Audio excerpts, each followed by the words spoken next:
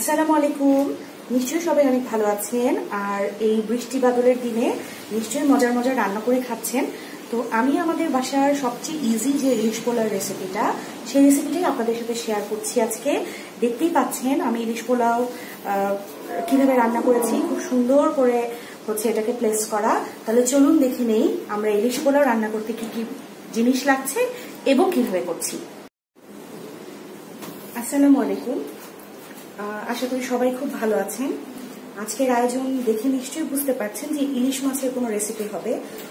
আমাদের বাংলাদেশে এখন বর্তমানে প্রচুর পরিমাণে পদ্মার ইলিশ পাওয়া যাচ্ছে, আবার কিছু সামুদ্রিক ইলিশও পাওয়া যাচ্ছে। তবে আমি আজকে যে রেসিপিটা করব সেটা হচ্ছে পদ্মার ইলিশ দিয়ে ইলিশ পোলাও করে দেখাবো, একদম সহজ এবং সিম্পল ওয়েতে, যেটা দিয়ে আসলে আমরা যে কেউই চাইলে রান্নাটা করে ফেলতে পারবো। তো আমি যেটার জন্য নিয়েছি ইলিশ মাছ, এখানে প্রায় 10 পিসের মতো আছে। নিয়েছি পেঁয়াজ বাটা, রসুন বাটা, আদা বাটা, লবণ আর মরিচের গুঁড়া, আর নিয়েছি টক দই। আমি মূল প্রসেসটায় চলে যাচ্ছি। যেটা করতে হবে, আমাকে একটা মশলার ঘোল তৈরি করতে হবে, মানে একটা গ্রেভি তৈরি করব। তার জন্য আমি একটু সামান্য পরিমাণে লাল মরিচের গুঁড়া নিয়েছি। আপনারা যদি অ্যাভয়েড করতে চান অ্যাভয়েড করতে পারেন। আদা বাটা নিয়েছি আর নিলাম টক দই। এখানে 3 টেবিল চামচের মতো টক দই আছে। এই পুরো জিনিসটাকে একটু মিক্সচার করে নেব। ইলিশ পোলাও রান্নাটা আসলে খুব ট্রিকি কিছু না, খুব সহজ ব্যাপার। যেভাবে আমরা আসলে নর্মালি বিরিয়ানি করি তার থেকে একটু ডিফারেন্ট হবে, আর কিছু না। আমি এই মশলাটার মধ্যে ইলিশ মাছগুলোকে এখন দিয়ে 5 থেকে 10 মিনিটের জন্য ম্যারিনেট করে রেখে দিব। আপনাদের হাতে যদি বেশি সময় থাকে তাহলে আধা ঘন্টা চাইলে রাখতে পারেন, তবে দরকার নাই, কারণ ইলিশ মাছ জাতীয় জিনিস আসলে খুবই সহজেই হয়ে যায়। আর বৃষ্টির সময় এখন বাংলাদেশে বেশ অনেক জায়গাতে বৃষ্টি হচ্ছে, ঢাকাতেও বৃষ্টি হচ্ছে। এই রেসিপিটা আসলে খুব ভালো লাগবে। চাল ইলিশ পোলাও বা ইলিশ খিচুড়ি আমরা করতে পারি, তবে গ্রেভিটা যেভাবে ইলিশটা তৈরি করছি এইভাবে একইভাবে তৈরি করে নিয়ে আমরা খিচুড়ি বানাতে পারবো, সমস্যা হবে না। আমি মাথা আর লেজ বাদ দিয়ে প্রায় এখানে আমার 10 পিসের মতো আছে। 2 পিস খালি ছোট, যেটা লেজের সাথে বের হয়। যারা কাটেন তারা তো বলতেই পারবেন। আর আমি চুলায় কড়াই চড়িয়ে দিয়েছি, সেখানে আমি দিয়েছি হচ্ছে পেঁয়াজ ভাজতে, যেটার মধ্যে আমি এইটাকে দিব।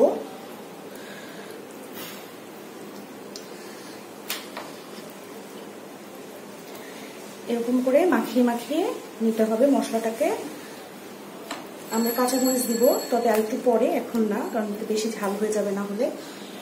এইভাবে করে মশলাটাকে ভালো করে মাখিয়ে নিতে হবে, একদম মেখে আমি রেখে দিচ্ছি 10 মিনিটের জন্য। তাহলে ফিরে আসছি 10 মিনিট পরে। আমি এখানে যে পেঁয়াজটা ভাজতে দিয়েছিলাম, এটা আসলে বেরেস্তা না, জাস্ট একটু কালারটা চেঞ্জ হয়েছে। আর এই পেঁয়াজের মধ্যে আমি কিছু গরম মশলা দিয়েছিলাম, এই যে দারচিনি, এলাচ আর লবঙ্গ। 3টা এলাচ দিয়েছি, 3-4টা দারচিনি টুকরা দিয়েছি, একদম ছোট ছোট, এই যে এরকম। আর হচ্ছে 4টা লবঙ্গ দিয়েছি। এখন আমি যেটা করব, আমি এই মশলাটাকে ইলিশ মাছ থেকে আলাদা করে নিয়েছি। এই মশলাটা ফার্স্টে দিয়ে দিলাম। এটা হচ্ছে সেই ইলিশ মাছ মাখিয়ে রাখার মশলাটা, সেটা দিলাম। খুব সুন্দর একটা গন্ধ আসতেছে।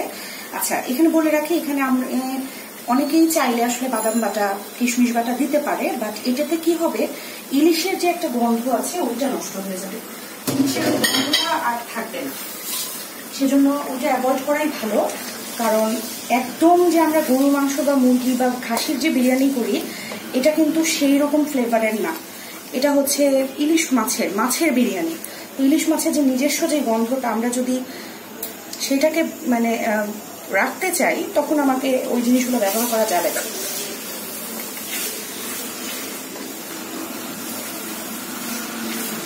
সবকিছুতে তো সবকিছু দেওয়া যায় না, কারণ বাদাম বাটা যদি দেই, কিশমিশ বাটা দিই, পোস্তদানা বাটা যদি দেই, এতে করে এটার যে গন্ধটা একদম নষ্ট হয়ে যাবে।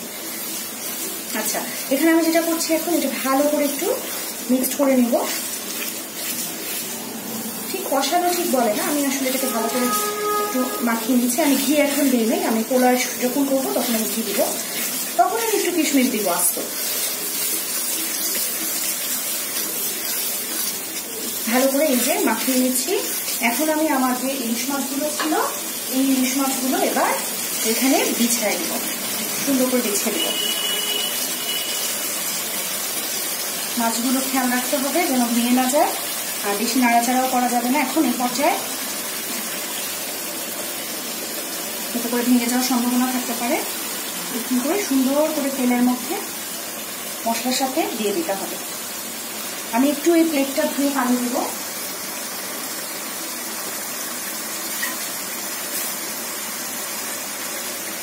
সামান্য, এখানে আর কিছু লাগবে না। ভালো মতো এখন মিক্স করবো।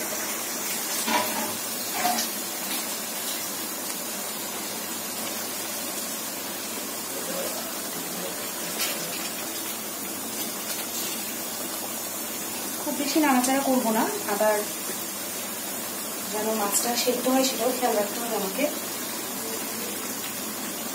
এই যে এভাবে করে দিব। আর এখন যেটা করব, যখনই নাড়তে হবে আমাকে, আমি এইভাবে ধরে নাড়িয়ে দেব। আমি একটু আগে বেরেস্তা করে রেখেছি, সেটা আমি এখন দিব না, সেটাও পরে দিব। এখন এটা রান্না হবে ঠিক 10 মিনিট। আগে এই পিঠ রান্না হয়ে যাক, তারপর আমি ওই পিঠ রান্না করব। তাহলে অপেক্ষা করছি 10 মিনিটের জন্য। 10 মিনিট হয়ে গেছে। আমি এখন এইভাবে করে নেড়ে দিব। এখন আসলে বেশি ঘাটা যাবে না, তাহলে মাছ ভেঙে যাবে। খুব সাবধানে আলতো হাতে করার চেষ্টা করছি।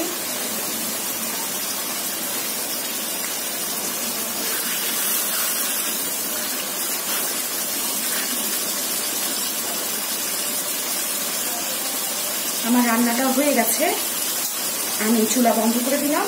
আমি এখন যেটা করব, আমি মাছগুলো তুলে নিব। মাছগুলো তুলে নিচ্ছি। আমি ইলিশ মাছটা তুলে নিয়েছি, সাথে আমি কিছু মশলাও তুলে নিয়েছি। এখন যেটা করব, আমি এটার মধ্যে পোলার চালটা দিয়ে পোলার চালটা কষাবো। আর সাথে আমি পোলার চাল দেওয়ার জন্য পানিও বসিয়ে দিয়েছি, গরম পানি।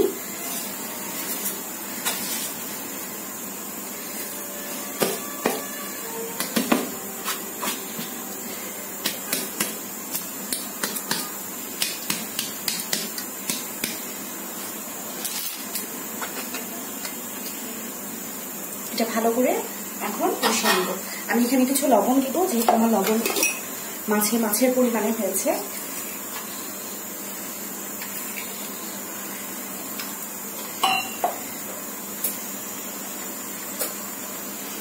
ভালো করে কষাতে হবে।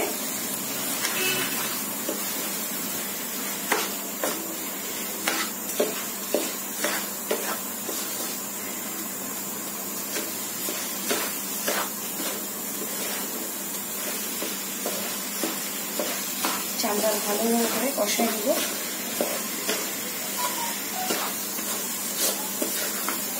এই মশলাটা দিয়েই হচ্ছে এটা কষবে। আমি কিন্তু আর আলাদা তেল দিই নাই। আমি পরে যখন মাছ দিব তখন হচ্ছে ঘি আর পেঁয়াজের বেরেস্তাটা ব্যবহার করবো। এখন এটা ভালো করে কষিয়ে নিচ্ছি।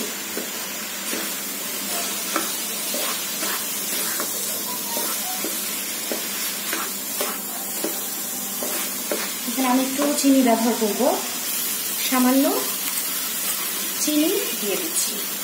1 চামচ মতো চিনি দিলাম, লবণ দিয়েছি। এখন ভালো করে এটাকে কষিয়ে নেব।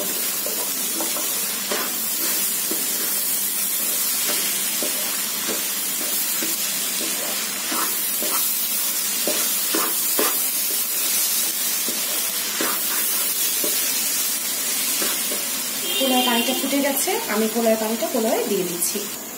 আমি পানি দিয়ে দিয়েছি পরিমাণ মতো।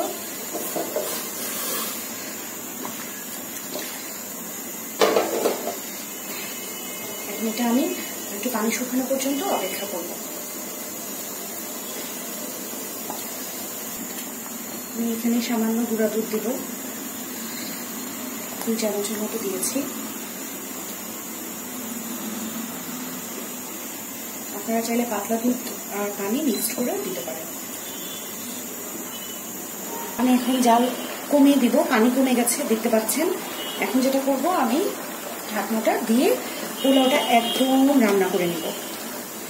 এটা তো আসলে মাংস না, এই জন্য আমাকে পোলাওটা পুরো কুক করে নিতে হবে, নাহলে মাছ ভেঙে যাবে সব। আমি এখন ঢাকনা দিয়ে দিচ্ছি, ঢাকনা দিয়ে আমি পোলাও রান্না করে নিয়েছি। আমার পোলাও মোটামুটি হয়েছে, এখনো 20% হয় নাই। এই পর্যায়ে আমি ফার্স্টে যেটা করব সেটা হচ্ছে এই মশলাটা কিছু অংশ এখানে দিয়ে দিব, কারণ মাছের সাথে আমার এখনো কিছু তেল মশলা আছে। এই তুলে রাখা এক্সট্রা মশলাটা আমি এখানে দিয়ে দিচ্ছি। যেহেতু ইলিশ পোলাও, ইলিশের যেন ফ্লেভারটা এই মশলা থেকে এর মধ্যে চলে যায়।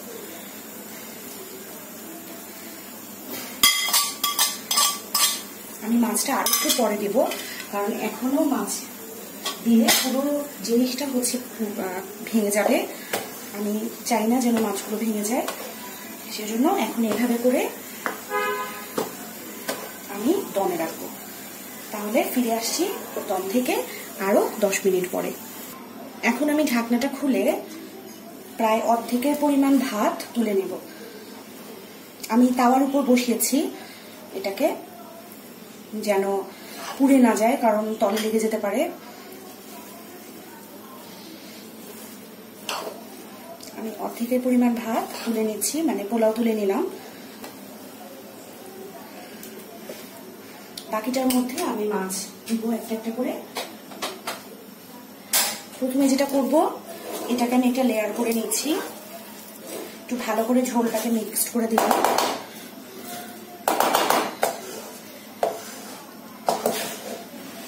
খুব কম সময় ইলিশ পোলাও হয়ে যায়, তবে একটু যত্ন করে করতে হয়, কারণ অনেক রিস্ক থাকে, যেহেতু মাছের তো চান্স থাকে যে পুড়ে যেতে যায়।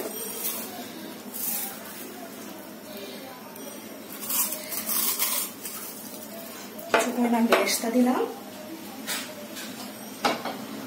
যেটা করবো,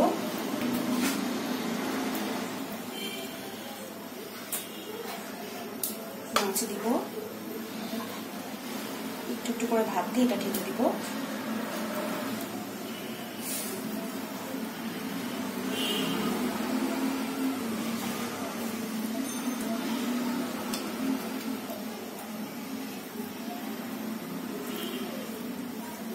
এটা আসলে একটা ব্যাপার আছে, আপনারা যে রান্না করবেন, কারণ আপনি যেহেতু জানেন আপনি কোথায় কোথায় মাছ দিয়েছেন, এই জন্য আপনি বাড়বেন। তাহলে যেটা হবে, রান্নাটা নষ্ট হবে না।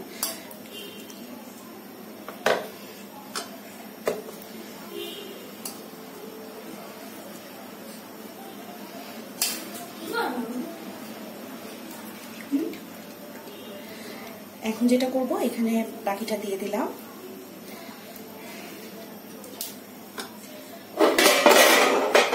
আমি বাকি পোলাওটুকু দিয়ে দিব যেটা রেখেছি। বাসায় এত সুন্দর গন্ধ যে বাচ্চারাও এসে জানতে পারছে কি করছি, যদিও ওরা মাছ টাছ খায় না।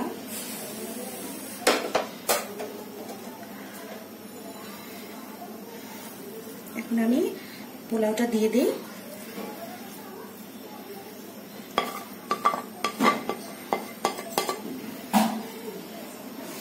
এখন আমি এখানে বাকি ইলিশ যে কয় পিস রেখেছি ওটাও দিয়ে দেব।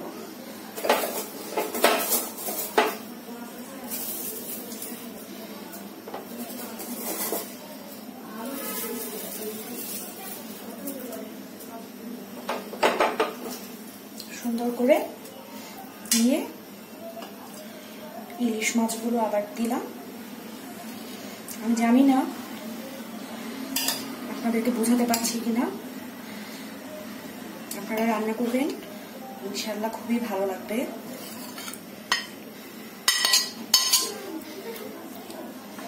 আমি কিছুই রাখি নাই মশলা, সব আমি চেষ্টা করছি ভালো করে একদম মুছে দিয়ে দেওয়ার, কারণ ইলিশ মাছে কোনো তেমন ঝোল থাকে না, এটাই এটার মজা।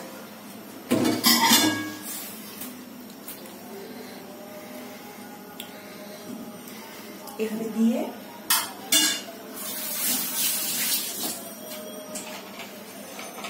লাস্ট যেটা দিব সেটা হচ্ছে ঘি দিব, আর তারপর ঢাকনা বন্ধ করে দেবো, একদম আধা ঘন্টার জন্য এটা দমে থাকবে। এখন এইভাবে করে ঘি দিয়ে দেব।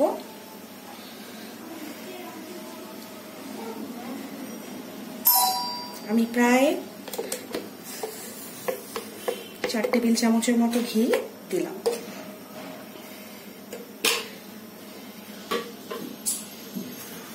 কয়টা কিশমিশ। এখন এটা সুন্দর করে দমে রেখে দেব। দম থেকে তুলে নিয়ে একদম সার্ভ করে ফেলেছি এবং খুব যত্ন করে আসলে ইলিশ মাছগুলো বের করতে হয়। এই জন্য বলেছি যে রান্না করবেন সেই চেষ্টা করবেন সার্ভ করতে। কোনো মাছ একটা মাছও ভাঙে নাই, আর এত সুন্দর চালটা ঝরঝরা হয়েছে, আর এত সুন্দর ফ্লেভার ইলিশের, এত সুন্দর গন্ধ আমি বলে বোঝাতে পারবো না। কেউ কেউ যারা ইলিশ পছন্দ করে না বাসায় না মাছ করে ঘুরে বেড়াচ্ছে, তো আপনাদের বাসাতেও সেরকম হতে পারে। তাহলে দেখে নিলেন কিভাবে ইলিশ পোলাও করি। আজকে এই পর্যন্তই, ইনশাল্লাহ পরবর্তী কোনো রেসিপি নিয়ে আবার হাজির হব। ততদিন পর্যন্ত ভালো থাকবেন এবং আমার নরিস রেসিপি চ্যানেলটি সাবস্ক্রাইব না করে থাকলে অবশ্যই সাবস্ক্রাইব করবেন, বেল বাটনে প্রেস করবেন, অলে দেবেন, তাহলে যখনই আমি যে কোনো রেসিপি দিব আপনাদের কাছে চলে যাবে। সবাই অনেক অনেক ভালো থাকবেন, সুস্থ থাকবেন। আল্লাহ হাফেজ।